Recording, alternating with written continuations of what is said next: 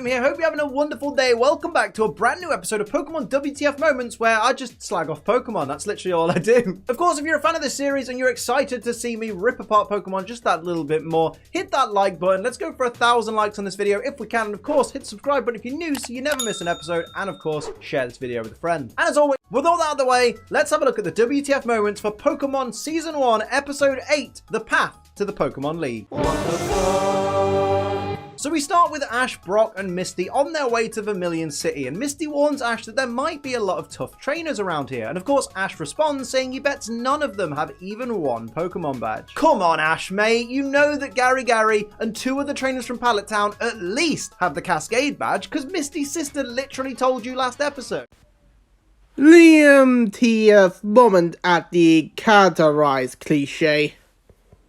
Ash defeats Rattata with Pidgeotto and then exclaims, "That's number 10! Would have been nice to have seen those battles, you know, instead of just the last move of the last fight. Cheers, mate. Yeah, but it would make sense that Ash would point out he battled 10 because it would make the story a bit longer. I mean, seriously. Ugh. Direct quote from the kid with the Rattata to Ash Ketchum. "You're a really great trainer." He just is.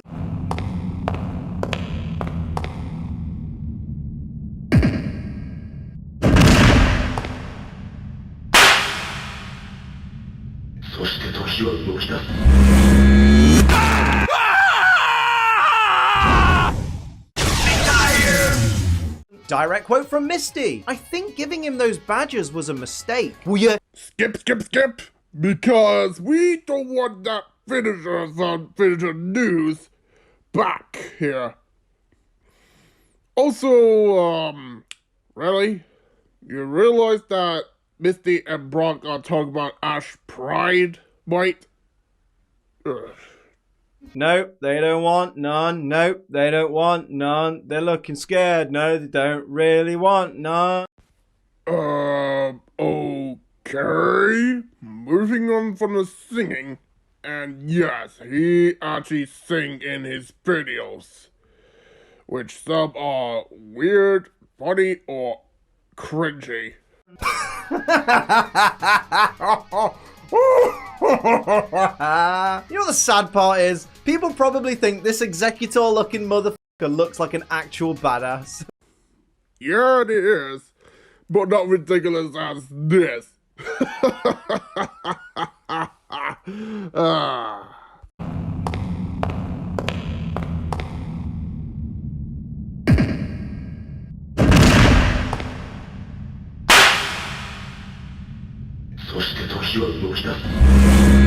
There's something a little bit creepy about a guy pulling out a whip and going, "You may think you're hot stuff, kid." Yeah, the male that holding the whip is, well, not intimidating. But is the female holding that? I am out of there. Jeez, mate. "Oh, of course, the 10 battles Ash counted included his gym battles. He didn't win them, though. Oh, look, the show agrees with me."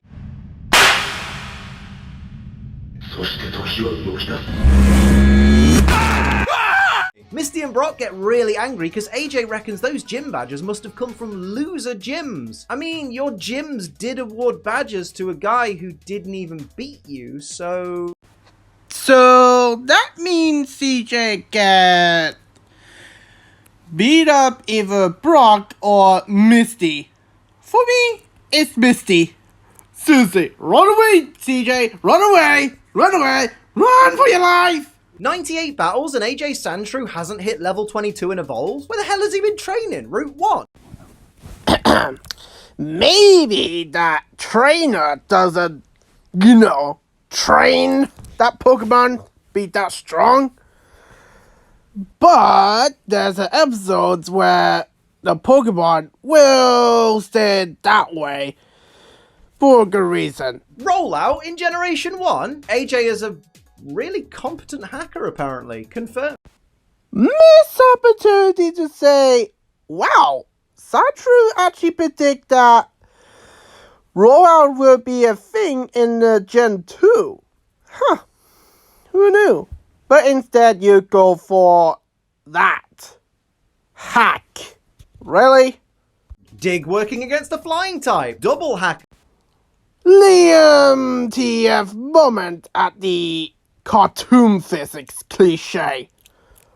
Also, missed opportunity to say, did this scene predict that Gen 5 episode where one of the trainers will do that as a combo move? Seriously. But no, hack again. Ugh.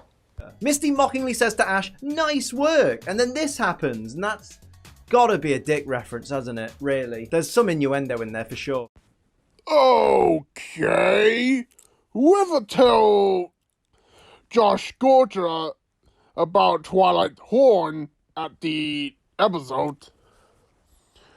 It must be used. So,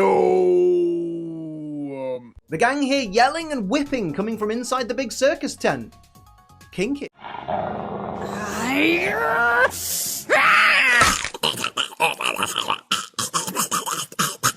This isn't a hate crime because I hate you on a personal level. No. So it turns out AJ is actually full-on abusing his Pokemon. This episode just got really uncomfortable. Yeah, but then again, we still have that in real life, so what you expect? Our world doesn't follow our rules. Why wasn't this a Pokemon Stadium minigame? Missed opportunity to say a spinball game. Seriously, Pokemon had those. Remember? So it turns out AJ makes food specifically for Poliwag, so he's all good in my book. Liam TF moment that he likes cliche. Pikachu is a pussy, pass it on. missed opportunity to say, wow, this episode predict that SpongeBob had not a strong arm. Seriously, it's a few years ago. Later, I mean. Seriously, how you messed that up? Ugh. Instead of doing their jobs and trying to steal Pokemon, Team Rocket waste an entire scene trying to think of a new motto and throwing out all these awkward puns that don't land. And it just leads to this really uncomfortable pause right before the ad break. And the whole time, Meowth is just dancing around on a giant rubber ball and we're just expected to roll with it. Stop looking into my soul! Liam also TF moment at the characterize and did not realize that the episode had a time limit, you know. Commercial at the middle of the series. You realize that SpongeBob also had that, and yet no one complained about it? Somebody please make me this clock because I want to use that as an egg timer. Are you talking about the company who make Transformers? Because Hasbro is much more popular than a toy series than AJ mocks Pikachu, calling him a stuffed Pikachu, and Ash goes straight in for a punch. All right, Ashley, calm down. Did he just call Ash Ashley? Okay, I know Ash is voiced by a female, but Ash is a male, not a female. Here we have the greatest moment in this entire episode, where Sandshrew just laughs at Pikachu's misfortune and instead of helping him out, just mockingly copies him. Yes, mocking his rifle. Not a prototype. Insult his rifle. It's truly a one. Which of these could possibly be Pikachu? Is it the ball with the brown fur and the brickwork pattern, or is it the one that's yellow and has Pikachu ears and a Pikachu tail? I wonder.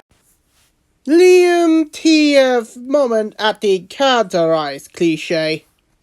I'd have more sympathy for AJ if he A, wasn't a massive bellend, and B, didn't have such a terrible voice actor. Sandshrew, where are you? Liam TF moment at the characterize and TF moment at the dub era. Jesse tells James that a real gentleman always carries the bag, and James fires back with, well, as you know, I'm no gentleman. Yes, lad! James is not a simp, confirmed. You backstabbing weasel. Ugh, seriously. Really? Really, mate? Ugh. Sandshrew flings itself from the bag and butts heads with Meowth, whose immediate instinct is to suck its tail. I feel like Meowth read Sandshrew signals all wrong. Ash's response to AJ's Sandshrew potentially running away is to try and convince all of AJ's other Pokemon to leave AJ as well. Aren't you the protagonist? Okay, that's it. Every time Liam did TF moment at the counterize, he get 10 cents for it. Ugh. Direct quote from Ash. How could they possibly pick him over me? Maybe because they don't know you. Liam TF moment at the categorize cliche. Ekans and Coughing were both outside their Pokeballs during Team Rocket's motto, but then moments later they have to be released from their Pokeballs again. Would moving outside without going back into their Pokeballs really have tired them out that much? Oh yes. Even though we see a beam of light, let me repeat that, beam of light, come at a Pokeball fast. Seriously, you realize that light is faster than sound, right? Meaning that Ekin and Coffin return to the Pokeball fast as light? Ugh.